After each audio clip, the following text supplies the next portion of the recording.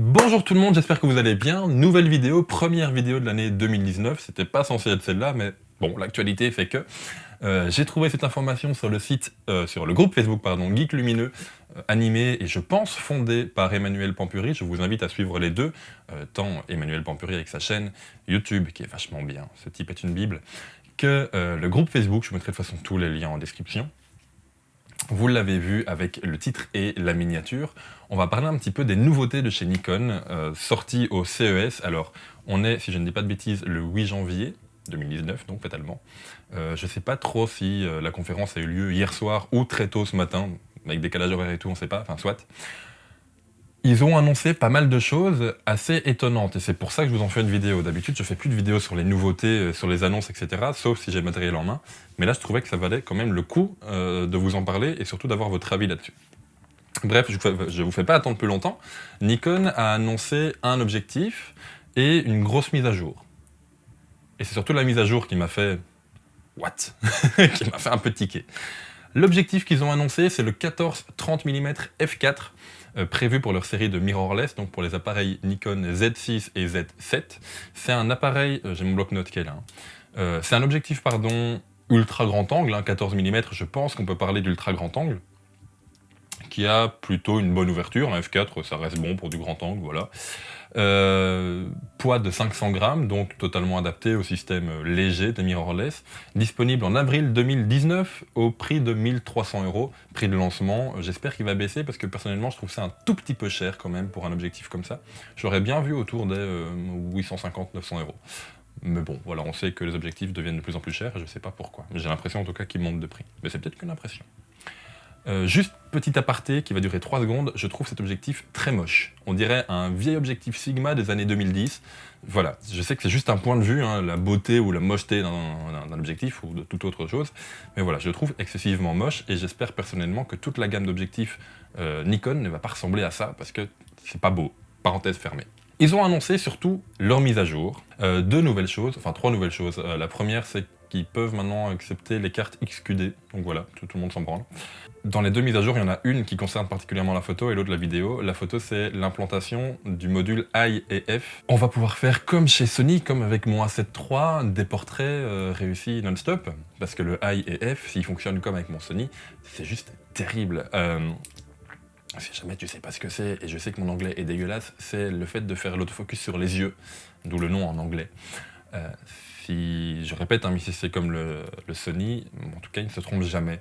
Donc si c'est le même module sur le Nikon, ça va être une tuerie parce que franchement c'est juste génial. Que ce soit avec un grand angle comme le 25 mm qui me filme là, ou avec un 85 ou un 135 mm, ça ne bouge jamais. Donc voilà, c'est juste terrible. Deuxième grosse mise à jour, Nikon travaille avec Atomos. Vous savez, ceux qui font les moniteurs enregistreurs. Et ils vont permettre aux Z6 et Z7 de sortir des fichiers en ProRes RAW. Alors si tu sais ce que c'est, t'es un peu sur ton cul, et si tu sais pas ce que c'est, je t'explique rapidement. Je vais vraiment vulgariser la chose, donc si t'as un professionnel et tout, tu risques de me gueuler dessus, et je m'en excuse. Mais si t'as envie de gueuler, vas-y, je m'en fous. Le ProRes RAW, c'est un codec qui va te permettre de sortir des plus gros fichiers vidéo avec beaucoup plus d'informations, tant au niveau de la couleur que du contraste et tout. Beaucoup plus d'informations, comme un RAW en photo, sauf que, et c'est là que je tique un peu, c'est un RAW compressé. Alors logiquement, un RAW, c'est un fichier non compressé, comme en photo, mais voilà, tu peux également, si tu veux, filmer en RAW, pas avec ton Nikon, mais avec des caméras, tu peux filmer uniquement en RAW, mais voilà, il y a cette sorte de codec qu'on appelle du ProRes RAW, qui te permet d'avoir beaucoup d'informations, comme le RAW, mais en compressé, donc voilà. C'est un peu moins bon que le RAW, mais c'est plus compressé. Voilà. Je suis assez hasardeux là-dessus parce que je trouve ce nom très débile. Du RAW compressé, c'est deux contraires, mais bon, soit. Ça n'empêche que la technologie est dingue et je pensais pas du tout que ça arriverait chez Nikon. Ça existe déjà avant, hein. Depuis très longtemps, ça existe sur les Red, ça existe sur les Blackmagic, ça existe certainement sur d'autres caméras et je te ferai pas le listing ici, Google est ton ami si tu veux savoir. On sentait que ça allait arriver sur des boîtiers du style le Sony A7 III, les Canon, les Panasonic, on savait que ça allait arriver sur des boîtiers qu'on connaît déjà. Et là où Nikon a sorti quand même deux boîtiers, Z6 et Z7, qui ont des bonnes spécifications au niveau vidéo, je m'attendais pas à ce que ça soit eux les premiers dans ce segment-là qui tapent la ProRes RAW, enfin le ProRes RAW dans leur boîtier. C'est assez dingue. Alors clairement, ça se fera pas en interne, ça se fera grâce au nouvel enregistreur Ninja 5, Ninja V, je sais pas comment tu le prononces. J'aurais tendance à dire Ninja 5. Bref. La sortie est donc via cet enregistreur. Si jamais tu filmes avec ton Z6 ou Z7 et que tu connectes l'enregistreur Ninja 5, eh ben, tu peux sortir du flux en ProRes RAW. Alors si je te fais cette vidéo, c'est parce que en plus de ça, ils ont sorti ce qu'ils ont appelé un bundle, un pack pour vidéastes avec le Z6 équipé du 2470 f4 ou 2470 si t'es français, mais ça reste le même objectif, l'adaptateur pour monter les autres objectifs Nikon dessus, 2 batteries supplémentaires pour le Nikon Z6, une formation en ligne qui est pour le moment uniquement en anglais, j'espère qu'ils la sortiront en français quand même, avec le Ninja V5, le Ninja V pardon, ou Ninja 5, faut savoir hein, entre les deux, le Moza R2 qui est un très bon gimbal, le Rode Video Micro Plus et 1 an d'abonnement à Vimeo Plus. Tout ça pour 4 000 €, donc si tu prends tous les éléments séparés, tu en as pour 5 000, hein, donc si tu fais le calcul, si tu prends ce bundle, ce pack, tu as une économie de 1 000 €. On dirait que Nikon se tourne de plus en plus vers la vidéo. Ils t'ont créé un pack là qui est pas mauvais du tout. L'objectif 24-70 f4, c'est un bon truc pour commencer. Tu vas être très vite limité niveau luminosité, mais bon, voilà, c'est là, avec un très bon micro, un enregistreur, un gimbal. Qu'est-ce qu'ils me font? C'est génial. Ils te font ça, ils te sortent en plus une mise à jour qui te permet de filmer dans un codec qui n'est pas encore disponible partout, mais qui est pourtant très demandé. La preuve chez Blackmagic, dès qu'ils l'ont annoncé, ça a été la folie. Mais voilà, maintenant c'est disponible. Enfin, ça va l'être, c'est pas encore disponible, la mise à jour n'est pas encore sortie, mais ça va l'être, d'ici quelques mois, j'imagine. Ça va être disponible sur tes Nikon Z6 et Z7. Waouh!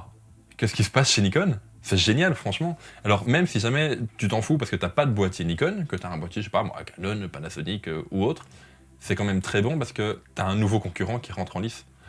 Nikon était là en photo, clairement, et c'est pour moi une des meilleures marques en photo, mais c'est un avis personnel, j'aime bien leur ergonomie, soit.